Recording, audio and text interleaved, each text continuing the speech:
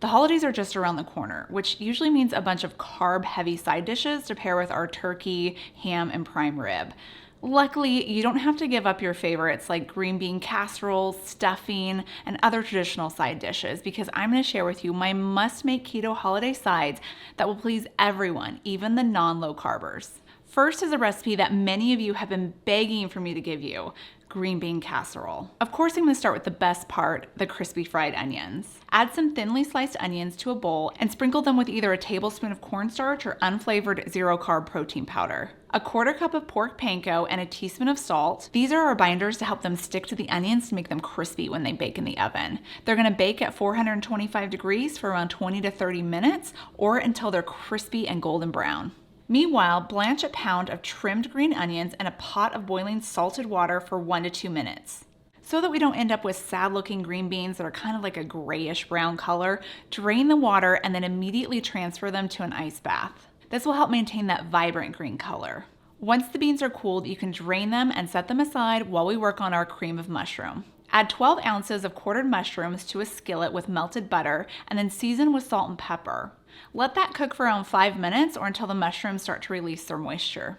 Then stir in some flavor, around 2 cloves of garlic and a little bit of nutmeg. Instead of using flour to thicken our cream of mushroom, I'm going to be using my favorite keto thickener, which is arrowroot powder. It has 7 times the thickening power as all-purpose flour, so you only need to add a little bit of it. This ends up lowering the overall carbs of the dish too. Pour in a cup of chicken broth and a cup of heavy cream. To limit the calories, you could use more chicken broth rather than heavy cream, or you could substitute some of the heavy cream with a nut milk. Continue to cook this for around 6 to 8 minutes or until the mixture is thickened. Then add in the green beans. Then we'll transfer this to a casserole dish and bake it in a 400-degree oven for 15 minutes. Homemade green bean casserole is levels better than using the canned stuff. It doesn't take that much longer, plus this dish is one that you can make ahead of time, like 1 or 2 days before your holiday feast.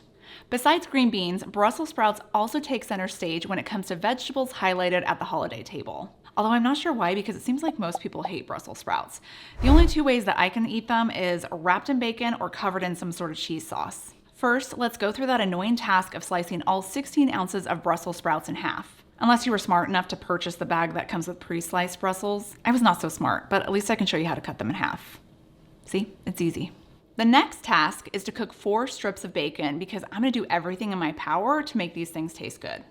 Once the bacon is cooked, remove it from the skillet, but leave behind that bacon grease.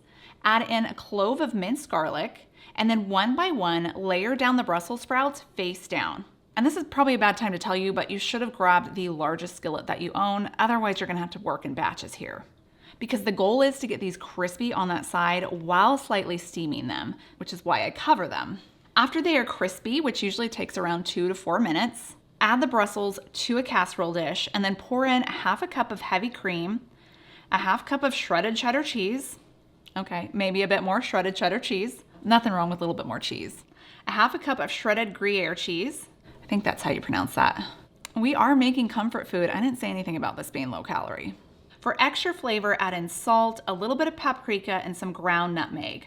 After that's combined, top with that crumbled bacon, then bake at 350 degrees for 10 to 14 minutes or until the Brussels are cooked through. After it sits several minutes to cool, that sauce will thicken to give you creamy, cheesy Brussels sprouts. Since it's a season of gathering with friends and family, usually that comes with a little extra indulgences other than food. I'm talking libations. So I thought it would be fun to share a holiday-inspired mocktail for those of you focused on your health this season. Let's make a pomegranate mint mocktail using Element Electrolytes, my partner for this video. I don't typically have pomegranate on keto since they're higher in carbs, but we're only using 4 to 5 seeds, so it's not going to add that much sugar. Muddle that with 3 raspberries, a little bit of lime juice, 1 to 2 mint leaves, and raspberry salt from Element. Each packet of Element contains a science-backed formula of 1,000 milligrams of sodium, 200 milligrams of potassium, and 60 milligrams of magnesium. But we're only using 1/2 a packet, so it's not going to be that salty. Then top that off with sparkling water. Most cocktail or mocktail recipes use sugary syrups or juices to add sweetness and flavor. Element electrolytes are lightly sweetened with stevia and are sugar-free.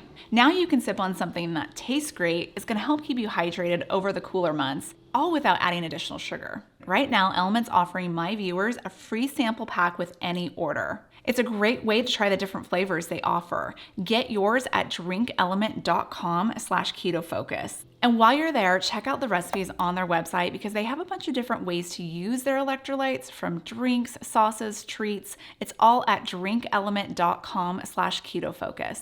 The next side dish just smells like the holidays. It's like grandma is right in your kitchen cooking a potato casserole. But instead of potatoes, we're gonna be using cauliflower. First, add 24 ounces of cauliflower to a square baking dish. It's more budget friendly to use a whole cauliflower and cut it up into florets, but that's a little bit too much effort for me today, so I'm just gonna use the bag florets instead. Then add in 3 tablespoons of melted butter, and if you have it, use some leftover baking grease because it would be excellent in this recipe instead of the butter. Next, the seasoning, we have salt, garlic powder, onion powder, and some pepper. Using your favorite spatula, mix that buttery seasoning all over your cauliflower. And try not to make a mess either. This will go in a 425-degree oven for 20 minutes or until the florets have softened and you can stick a fork into it. Not a knife because we're not done.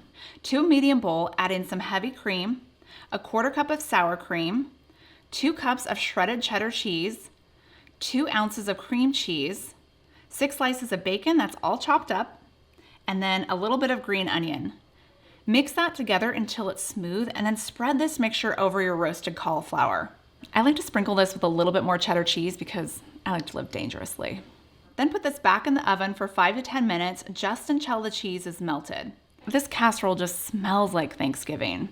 And if you're needing a keto roll recipe, or you just think all these options I shared today just are not good, I have a huge collection of keto holiday recipes that everyone is gonna love and will be sure to enjoy. Just click right here to watch.